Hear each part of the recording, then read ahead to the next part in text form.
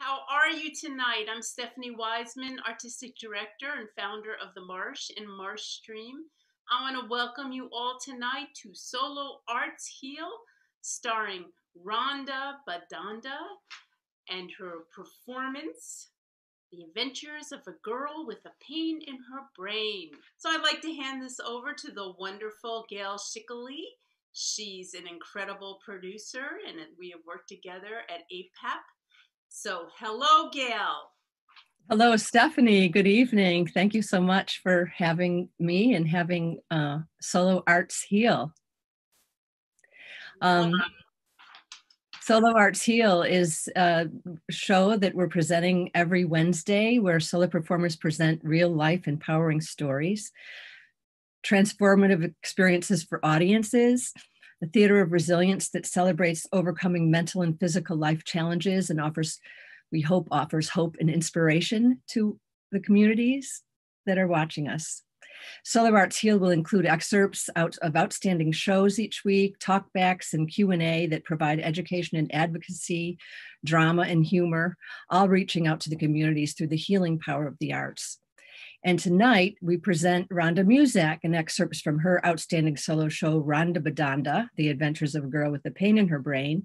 And later we're going to be joined in discussion with both the show's director, Gareth Hendy, and a leading expert in brain function, Valerie Dejean. But at the moment, I would like to please welcome Rhonda Musak. Hello, Rhonda. Rhonda is an actor and acting coach based in New York City. She'll be performing a condensed version of her solo show, Rhonda Badanda, The Adventures of a Girl with a Pain in Her Brain. Rhonda Badanda is a story of hope with a medical mystery at its center. The show was developed at the Go Solo Workshop in New York City, and it is directed by Gareth Hendy. At times humorous, at times heartbreaking, ultimately inspiring, says Review Vancouver.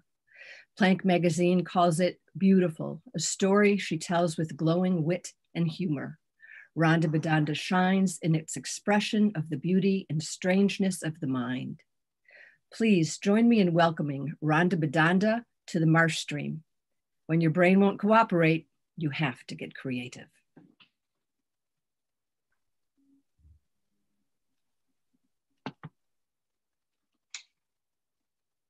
One moment.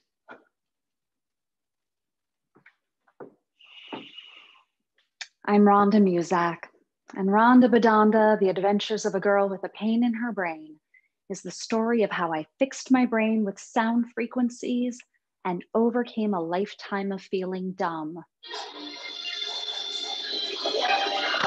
Growing up, I had a huge dream to overcome whatever this is and finally achieve my dream of measuring up. But I struggle with everything. I don't know what it is. Rhonda, calm down. You're making yourself hysterical over spelling. Now concentrate. Mom, it's too hard. I don't know what those letters are. I step inside my brain. Where are those letters? There must be something here. A chink in the wall. I slip through and land in an ocean of sound, thoughts, memories. Must get to the other side. I see a hot air balloon. I jump in and it lifts me up, up, up into the clouds where I see the last letter waiting for me. I drop down through the clouds into the ocean and back through that chink in the wall and into that south side of Chicago bungalow where my mother is patiently waiting. E. Yes, good. That's it. Now, next word. Oh, Theory number one, I'm dumb. Okay, I don't quite think of myself as dumb. I think of myself as not smart. Just getting through school is all smoke and mirrors. I try to fly under the radar, but despite the fact that I am not smart, my grades are pretty good in school and don't reflect the way pieces of learning just float around my brain without anchoring onto anything solid. In high school, x equals 2y squared minus the cubed root of 27. Turn the TV down. Shut up, shut up, shut up. Mom, will you please turn down the TV? It's so loud downstairs, I can't even think up here. You know, kid, what do you want us to do? Creep around? Shh. But you record it. You can watch it later. All right, Lady Jane, what are we doing here? Did you talk to your guidance counselor yet about what college you're applying to? Look through the pamphlets and decide. I decide to go to my friend Melissa's school. She always makes excellent decisions. I'm just going to go with her decision. I start college with fresh optimism. Art History 101? Easy. I love art. Okay, read pages 6 to 83. Wow, that's a lot of pages.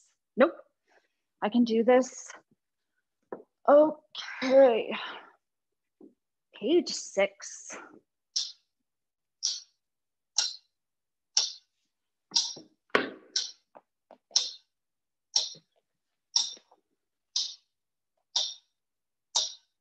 And the question remains, would you rather eat an apple painted by Caravaggio or by Manet? Huh. Oh, wow, I've been reading for over an hour and I have read 5 pages. I don't even know what I read. This moment is my first understanding that it is more than being not smart. I have a serious problem on my hands and I don't know what the solution is. I don't know what the problem is.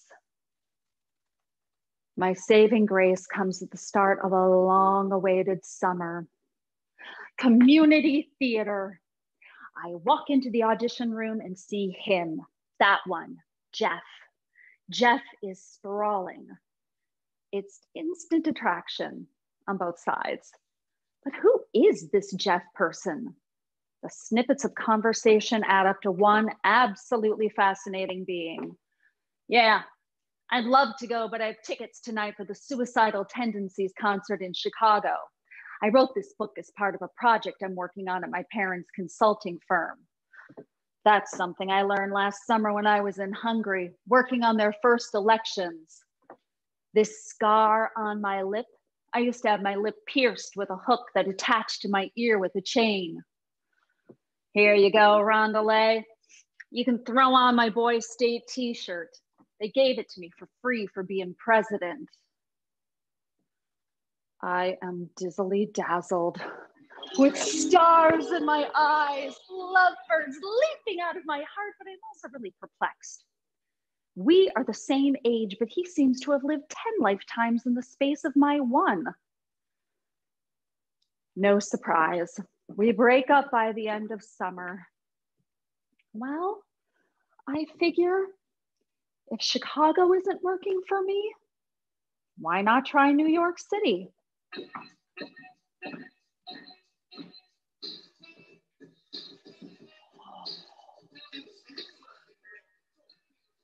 And it works for a time.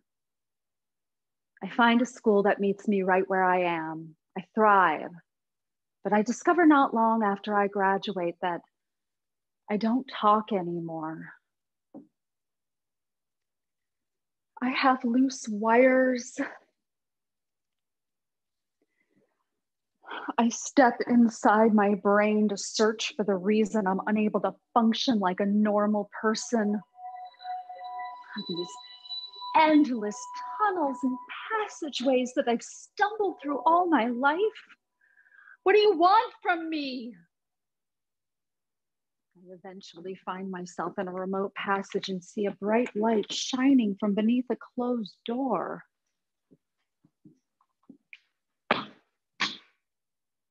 It's a control room filled with people.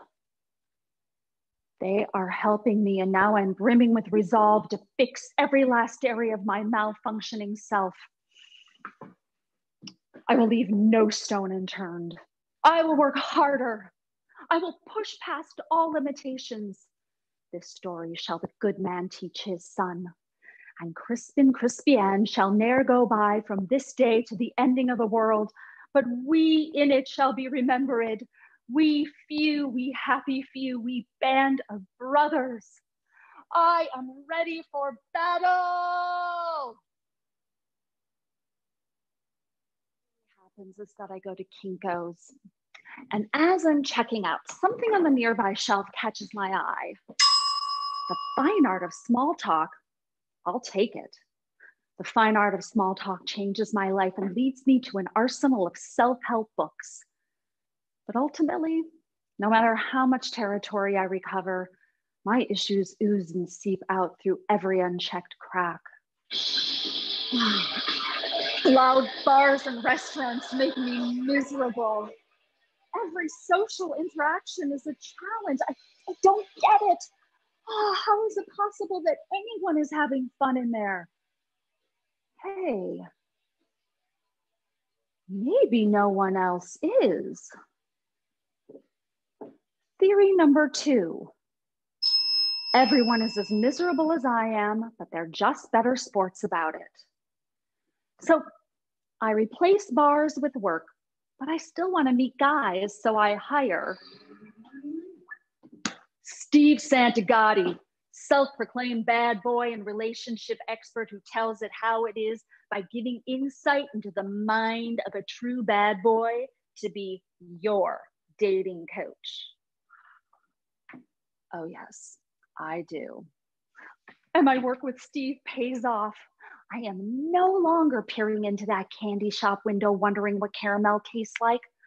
I'm in there feasting with everyone else, with my students and my new boyfriend, and I step inside my brain. And what used to be an empty space is now jam-packed, filled to the brim, bursting at the seams. I can barely move in here. At first, my mind begins melting down each day by 4 p.m.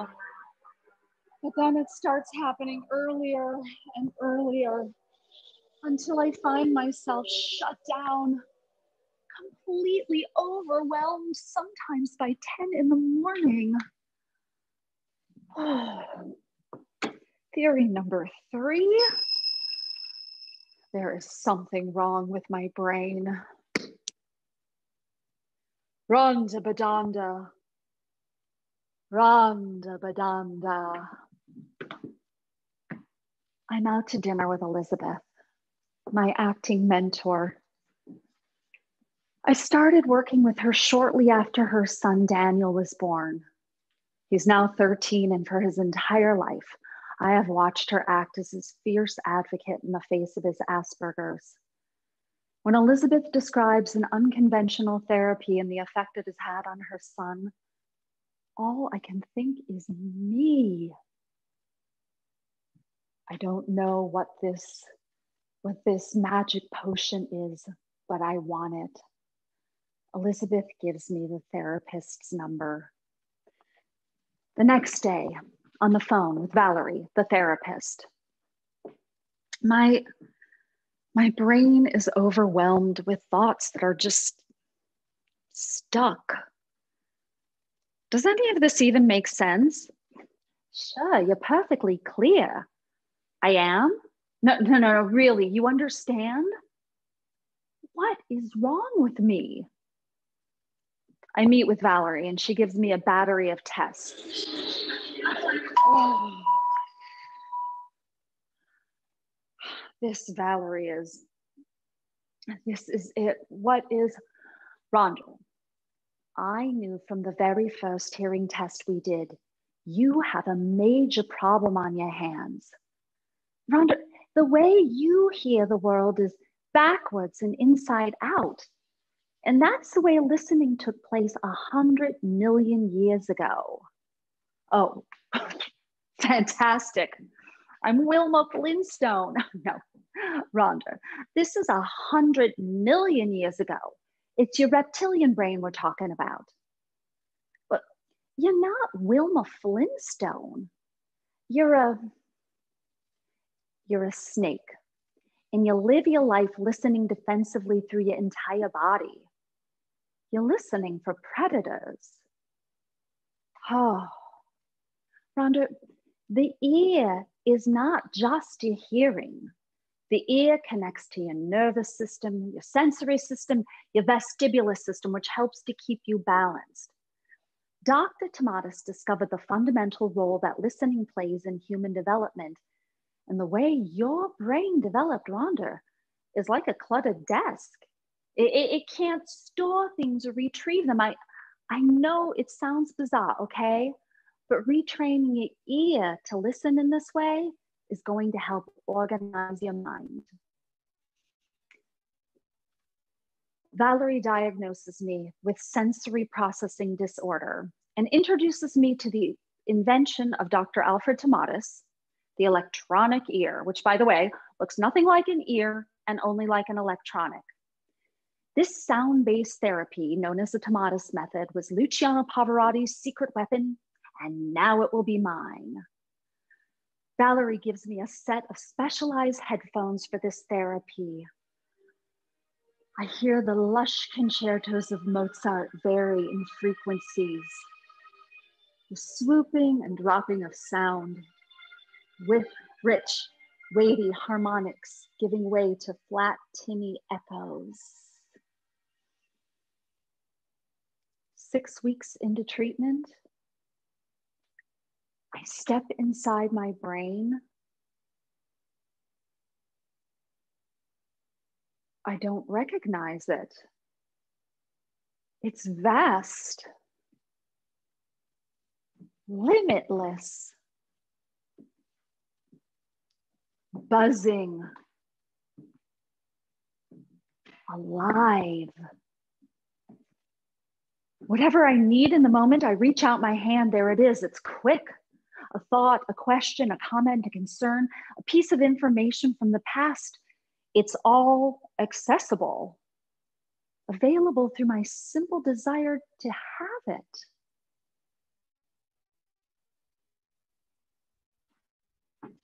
Oh my goodness. This is what a working brain feels like.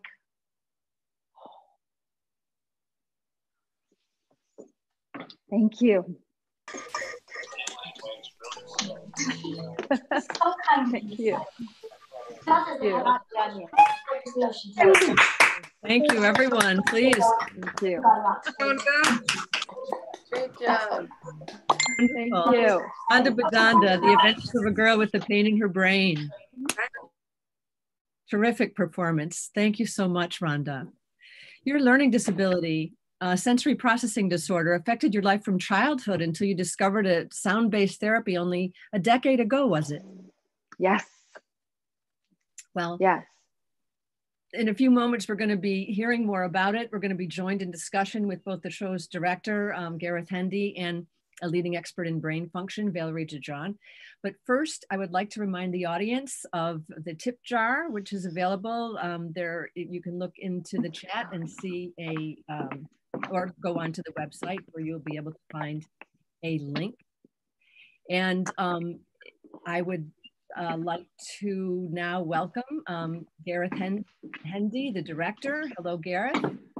Hello. Hello. Gareth has directed Rhonda, Musak, and several projects, including Taylor Mack and Maurizio Pollini, Romeo and Juliet, The Good Person of Szechuan, and The Gift.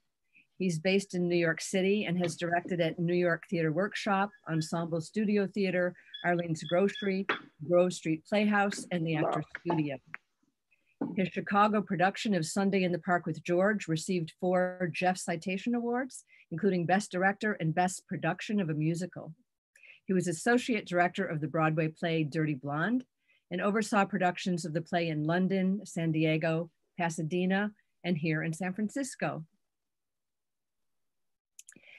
And Valerie Dejean is an occupational therapist, a Tomatis consultant, and the owner of Spectrum Center. Her mission is to help others understand and recover from the devastating impact of sensory processing disorders. In 1976, she began researching the effects of sensory processing disorders, and in 1981, her work led her to the emerging epidemic of autism. In 1991, Valerie discovered the work of the French ear, nose, and throat doctor, Alfred Tomatis. She hopped on the next plane to Paris and began her training and adventure into the Tomatis Method. In the 20 years that intervened before meeting Rhonda, Valerie's work led to the national recognition of the Spectrum Center.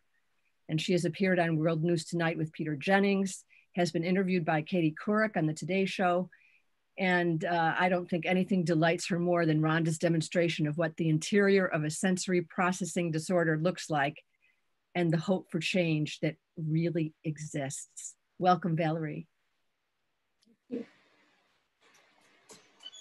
Hello?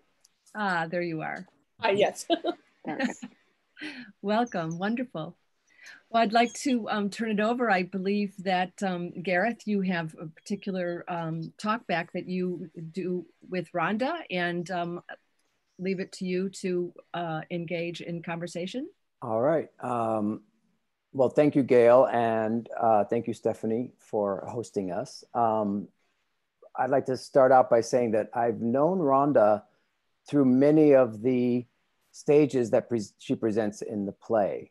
We met when we had just finished college, and so I've seen Rhonda go through this whole transition of struggling with the sensory overload that she experiences, and then witnessing her coming through this kind of breakthrough with the therapy that Valerie offers.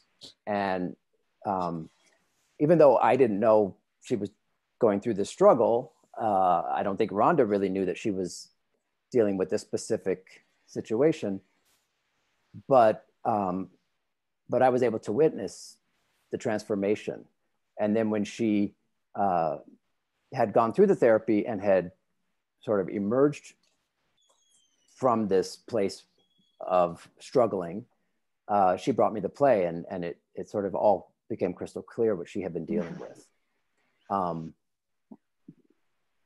So it's interesting to do a talk back in this format because I can't call on people to ask questions. But what I'd like to do first is just sort of say, you know, we've worked on the play for several years, and we also have worked with Valerie. I went with Rhonda to Valerie's, I don't know, what do you call it, Valerie? Your studio? My treatment room. I don't know, my office. I call it my office. Yeah, the office. And worked with the equipment that she uses, and it was really eye-opening to discover for myself the way my ears work in contrast to the way Rhonda's ear, but also her hearing, her whole hearing system, and the way that works. And to have that described to me was really important to understanding the play. Yeah, and we could really that was a really fun and interesting day going to see Valerie, because we went not only with Gareth, but our sound designer. And I don't know if she's here tonight, Kat. If you're here, let us know. And, you know, Gareth, I've always been amazed at how fresh his brain is all the time. And he listened to the same testing that I did, and he was just fine after it, where it had just melted me down. We got to see that moment on the bench when I met with Valerie and she gave me the battery of tests. And that, you know, recreated what I was living every day. And it was really interesting to see Gareth go through that. And he's like, I hear that. I hear the different sounds. Okay, great. I'm like, how long did that wow. take? How long did that take for you in the therapy before you started really seeing a change in yourself? It really was about 6 weeks into the therapy. So, Valerie, why don't I'll you say describe just, a little describe bit it. what that means.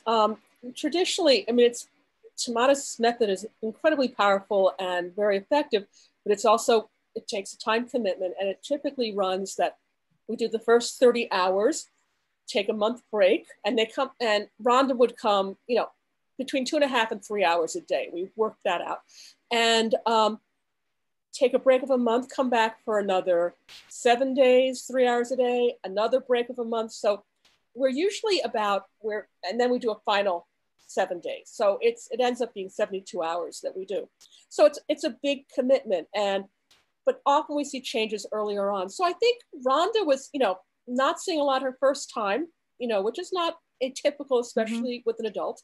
But if I may say, the first time around, I was as exhausted could be, like just completely falling asleep on the subway, exhausted. Yeah. And that's typical. And it always, to me, it's like, people, I'm so exhausted. I'm like, it means it's working. It's working. But I think you start to see it, and you didn't demonstrate it with this wonderful conversation with a tech person, where all of a sudden an ordeal that used to, like something you would suffer through, you have to listen, a different accent, and all of the things that go on with that. All of a sudden, an hour passed and you're engaged in the conversation. And that was one of the striking things that hits you, that I'm really different. I can handle this now. I can talk to people. I can multitask. I can do all these things.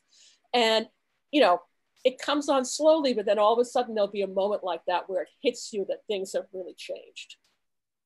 Yeah, the moment that Valerie describes is, this is the condensed version of the show. And the full version, we see that moment when I'm on the phone with tech support and dreading it.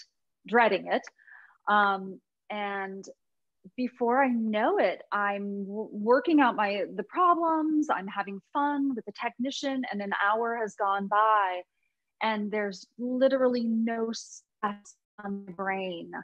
And it really just hit me in that moment, how a brain works. It really changes how you perceive reality. Truly. Yeah. Exactly. And I think what happens so much, Rhonda looked perfectly normal. Everybody says she's perfectly normal. And yet inside she's experiencing this, and what she'd say to her friends, I'm overwhelmed. And oh yeah, we're all overwhelmed, But Rhonda was basically not able to function after about 10 o'clock in the morning. And people walk around with this, and I say I don't like to use words like disability and handicap, but whatever it is, it's hidden.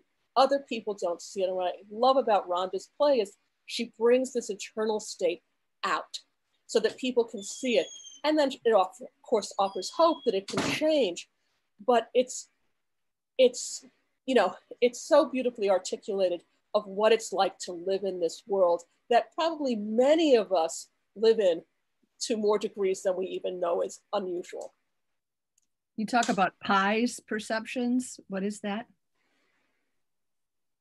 The pies, the physical, intellectual, emotional. Yeah. Well, the ear is our oldest sensory system. It's our gravity reception, and the auditory system was added many millions of years later onto it. But amazing. So physical changes, what I see often with children, kids who slumped over or have low muscle tone, all of a sudden are standing erect. And sometimes you see this over at night. Their whole gait pattern changes in 24 hours. Without anybody working on that. So there are definitely lots of physical changes. For myself, I'm one of these people that was always elbows off the table type thing. And yet, and I did many, because I'm a therapist, physical therapist and occupational therapy things to help improve my posture. But I started with, my first session of Tomatis, all of a sudden my posture changed dramatically with no extra work on it. So there are physical changes. And I say pies because intellectual changes or cognitive changes. The mind is just so much more able to organize, like Rhonda explained, pull all these different facets and then express them easily, effortlessly. That's what a well-organized brain is supposed to do. And Emotional, there are emotional changes. Whenever our sensory systems, like Rhonda for sound, overwhelming, she's always trying to protect herself from these bad sound environments. And because of that, since she's protecting herself, she's not processing and taking in information she needs to know. So there's an emotional thing that, comes with that. You're just withdrawing, you're unhappy. And as sensory processing becomes more effective, the whole emotional release that was all tied with the way we were defending ourselves starts to let go. And then I do S for social. I mean, I worked a lot with autistic children, and that's the big thing. All of a sudden they're relating and handling interactions better. But more recently, I've been adding the S, 2 S's for spiritual, because I also think with a lot of adults, it gives them the grounding that allows their spirituality and the higher frequencies to emerge more effectively or more regularly. And it's the incorporation of music as well, that it incorporates Mozart and the music. You called it Pavarotti's secret that he used. Weapon. Well, is that right? Secret weapon, yeah. Secret weapon, that's so beautiful. Rhonda, why don't you tell a little bit about that connection and where Tomatis developed? There's a part in the play where Rhonda describes where this therapy came from. Yes. So Dr. Tomatis, I'm just going to go ahead and say it. So this was a monologue that used to be in the show that is now no longer in the show for various reasons. So here it is. Dr. Alfred Tomatis was an ENT in Paris, and his father was a famous singer in the Paris Opera. And when the father's opera compatriots were having vocal issues, he would send them to see his son, the ENT. So while Dr. Tomatis was trying to help these singers, he realized that they all had something in common, and they all had hearing damage, because their enormously loud voices were ruining their ears. So in an effort to help these singers, he developed something called the electronic ear. And it is, it's kind of a gating mechanism in which sound goes through and feeds back. It's almost like a vitamin for your hearing. But Dr. Tomatis made the connection that you cannot actually hear the frequency of sound. You can't vocally make it. So he needed to sharpen the ears of these singers, is what he needed to do. And in doing that, and Valerie can certainly tell us more about this, in doing that, he realized it had a profound effect on all sorts of different vestibular issues, like sensory processing disorder. So that's sort of where, and you can say more, Valerie, because you're the expert on this. No, I think that was perfect. But basically, he developed this machine called the electronic ear that, as Rhonda said, looks much more like an electronic than an ear. But what it does, it retrains the brain to pay attention, and it uses sound. But if we remember, sound is part of the vestibular system.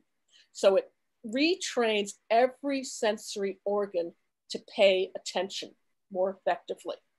And it does. I mean, I see kids who are sensitive to touch. They're listening to music, and all of a sudden they can tolerate scratchy clothing and all these things that, may have been hindering them, or brush their teeth or get a haircut. So it changes all the sensory systems in that it allows them to be less defensive and more receptive to what they are paying attention to. And you know what, Valerie, I think you bring up something that we've talked about. The show, I say, I asked Valerie, which I did, why is this happening now, like as an adult? And if you were a boy, who knows what would have happened? Maybe you would have been the class clown, who knows? But girls try harder and harder and harder, which really means like that the idea of the class clown and that boy who, you know, growing up is screwing around in class. And as Valerie said, it's not that it's not that they won't pay attention. It's that they can't pay attention. Right. And yeah. Right. And I think it's, you know, I'll talk to many, you know, students who, you know, you're trying to listen in school, the teacher's boring. Well, it's not that the teacher's boring, it's that you can't control your ear to listen to what they're saying, you know, because if we have to, it's going to be on the test tomorrow, many of us can make us pay attention, but they have no control over their attention. But I think, Rhonda, we are saying with adults, and girls do tend to compensate. Of course, it's not a flat rule. I mean, there's, you know, boys do pay attention also, but girls have more of that tendency of, I'm going to fix it, I'm going to make it right, and I'm going to get it all figured out. And I think the description that Rhonda did do in this, you know, onset, she got self-help books, and she, all of a sudden when she goes back in her brain, it's all stacked with all these different strategies she's tried to use that have helped her, but they're not getting at the cause of what's going on, the problem is.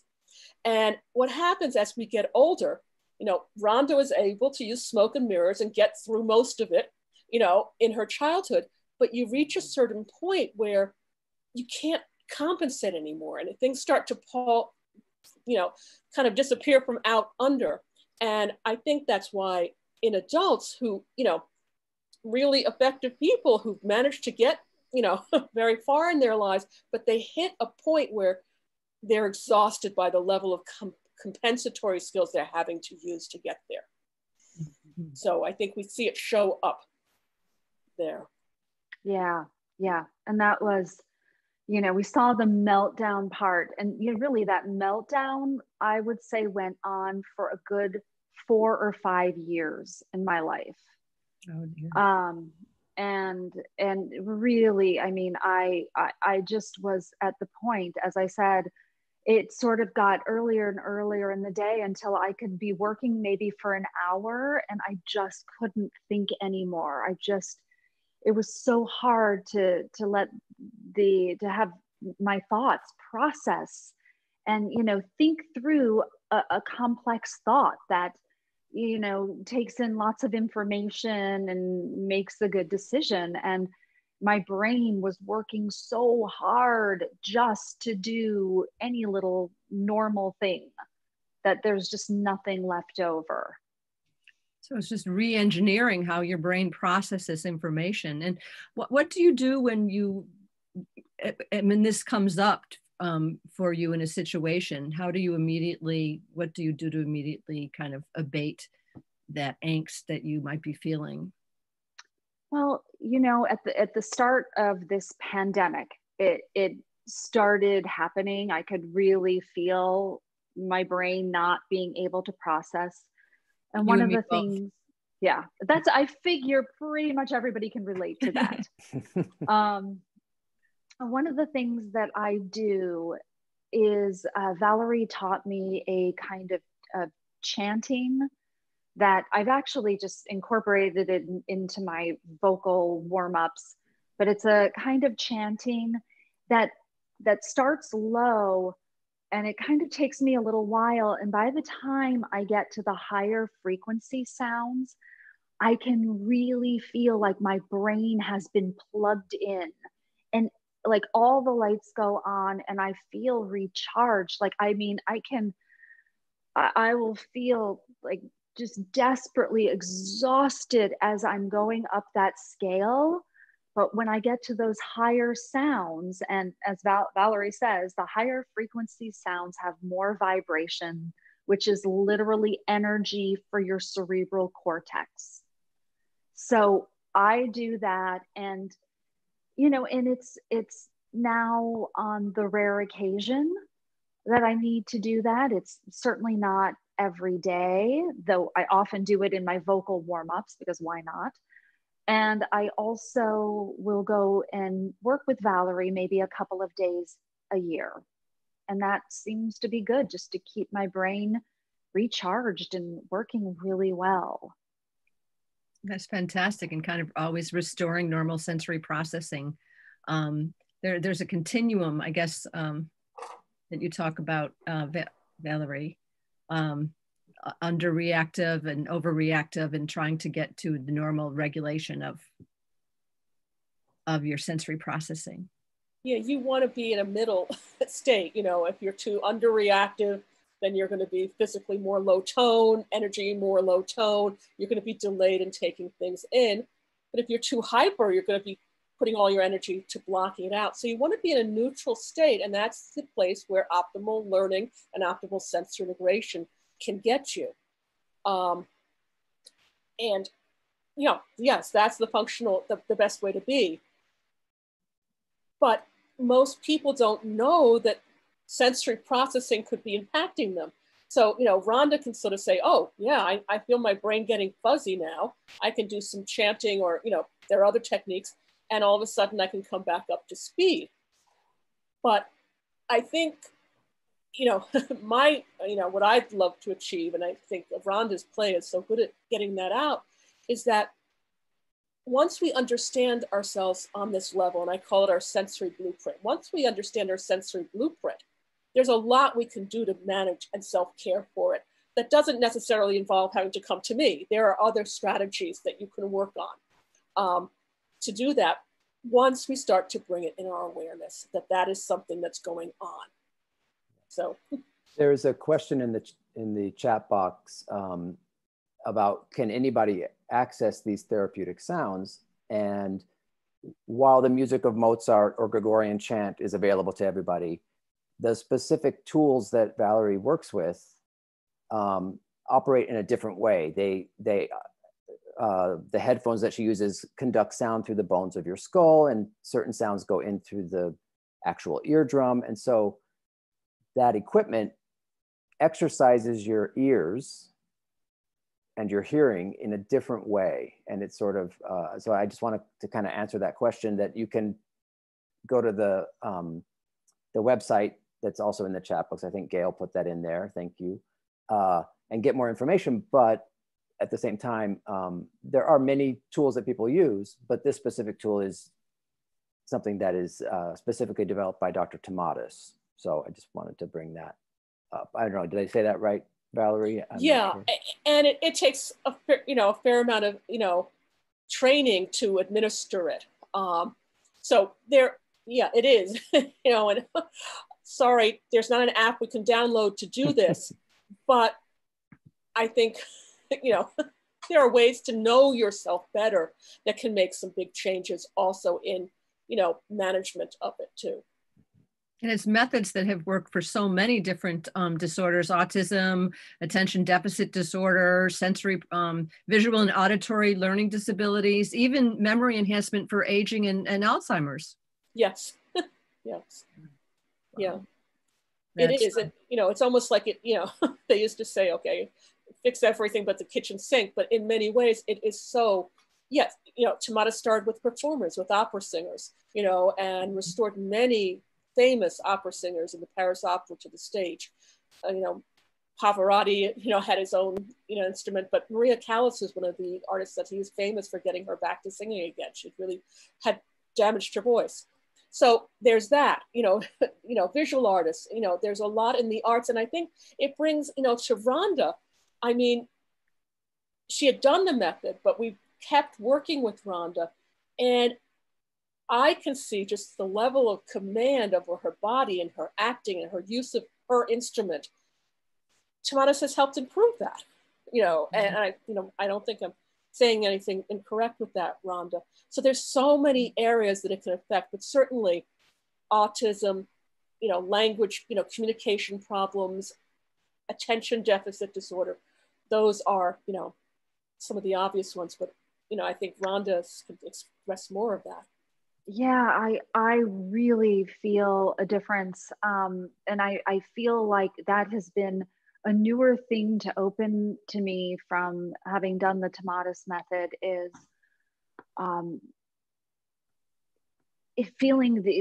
living with the effects of it into my acting.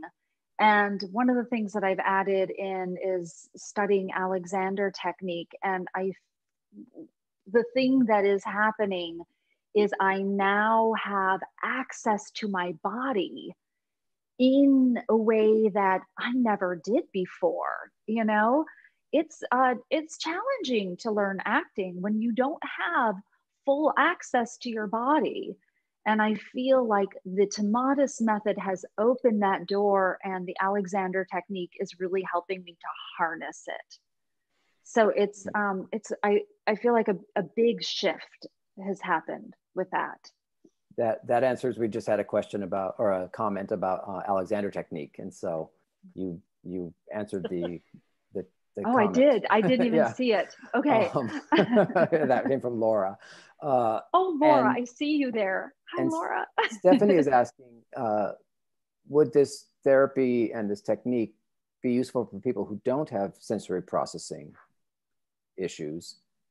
And I think yes, because the sensory processing is something that everybody does, and everybody has their own way of dealing with sensory overload at times. And so, but I think it's to actually pursue the therapeutic technique would be,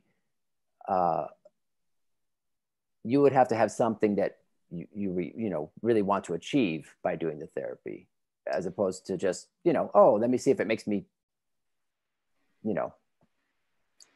sharper or smarter or something. It seems a little more of an investment. There are people that do it for that, for enhancement, because it does enhance. And what's fascinated me with the Tomatis method is not so much the sensory regulation, which is part of it. It does work on that. But the next order is how do we come up with an idea, an ideation, and this is kids with language problems. I can't come up with the idea. How do I organize, sequence it, and how do I get it out there? And it really improves all areas of accessing what you have inside and getting it out. And that's what I call, it's called praxis, P-R-A-X, the Greek word praxis, I-S. But it's really getting what's in here out. I think it supports the whole creative process in whatever area of life we express that. Mm-hmm. A comment says, someone said, having used a somatic experiencing method for years, she could truly agree that one needs access to your body to heal, and to be able to have these techniques available is so important. Someone's asking, is there anyone who uses this method in the Bay Area? Do you know? I believe there are. I mean, there had been someone, he no longer does it there, Pierre Solier, but other people have taken over his area, and I think his practice, and I believe that was in Walnut Creek, but I would Google Tomatis Bay Area and see what you come up with. I mean, there are a lot of people, you need to look, because there are a lot of people saying, they took a 2-day course and they're doing the Tomatis method. And it's just not that. I mean, when I trained for 6 weeks. It's a tremendous amount of time to learn and experience that. And I don't, you can't learn that in 2 days. So you need to look at what the qualifications are of who you're talking to. But there are people, I believe, in the Bay Area, Walnut Creek area. So that's one thought. Excellent. Someone is also asking, Rhonda, how you decided to write the show. And I was wondering, really admiring how it was directed tonight. And I realized, Gareth, I think you worked together with Rhonda to show this. How did you go about figuring out how to show this on stage? And how did you work together to really create this show, to show what Rhonda was specifically going through? Can you talk a little bit about that, Gareth? Yeah, I'll answer that question first, and then maybe Rhonda, you'll talk about developing, how you develop the show. Great. We started out with I work with a costume designer named Michael Growler, who I've done several shows with.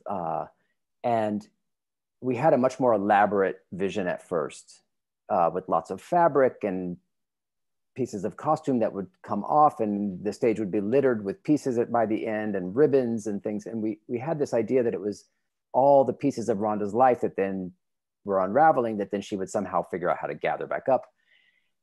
And as we kept going into the play, we kept simplifying and simplifying and simplifying. And we realized eventually that all we really need is sound, because this is really a show about how she processes sound. And so we can do this show on in any space, in any lighting. All we need is the sound. Like this. Like Rhonda's apartment. Or we've done it in very large, gymnasiums that have been converted into theaters, in tiny intimate spaces that seat 30 people, on stages that are completely white, where the walls and ceilings and floor are all white, and we've done it in black boxes. And it works in every environment as long as we have the sound, because that's what it's really about. So we work with a sound designer named Kat Martis, who I've done several shows with, and she really gets it. I think she also has some sound processing issues, because when we went to Valerie's office, she took the tests and she was completely overwhelmed by the tests, in the same way that Rhonda was. And so she really related, and she really understood how to capture the different moments that we needed in sound. So that was the main thing that we worked on. And then just, I've known Rhonda for a long time, and we trust each other, and I really trust her to be able to go deeply into these moments. What you saw tonight was 15 minutes. The show is about an hour and 10 minutes. And so there's a lot more detail. And I think Rhonda really is able to go into those emotional transitions fully. And the way you developed it, Rhonda, is also pretty interesting. She brought it to me almost finished. I mean, there were some script rewrites to be done, but it was basically, the script was ready when I saw it. Yeah, I fell in love with the solo show format probably in about 2005, when I had loved it beforehand, but something really solidified when I saw I think it was called like The Revenge of Bridezilla. And then I just started going to see tons of solo shows. And then I realized that the shows that I loved were all developed through the work of Matt Hoverman. So my Go Solo friends, if you're on here, hello. His Go Solo, I see you, Heather. I do. He just has such a wonderful technique, and I built the show in 3 20-minute chunks, and we continued to work on it. And it was such an amazing process of really finally getting what was in my brain out of my brain and into something else. And Matt, as we worked on it, he really cautioned me. He's like, be sure it doesn't turn out to be like, here's the problem, but here's the miracle cure, and then that's it. He's like, be sure you keep developing the layers of it. And I think between my work with Matt and my work with Gareth, that we really were able to do that. Another question was, what are some of your favorite audiences? Which I think is interesting, because we've done this show for solo show festivals and just the regular New York theater audience. And we've done it at, we did a fundraising performance for a school that deals with kids who are on the autism spectrum, which was very interesting to have that as our audience. There's a lot of kids who, had focusing issues during that performance. I don't know, what do you think? That was really inspiring. We had such a wonderful performances at the Raritan Valley Community College. Just a generous audience and curious audience at that school. And one of my other favorite shows was Valerie and I went together to the Postural Restoration Institute, and they offered, it was a symposium on healing through sound. And honestly, I've never felt like such a movie star.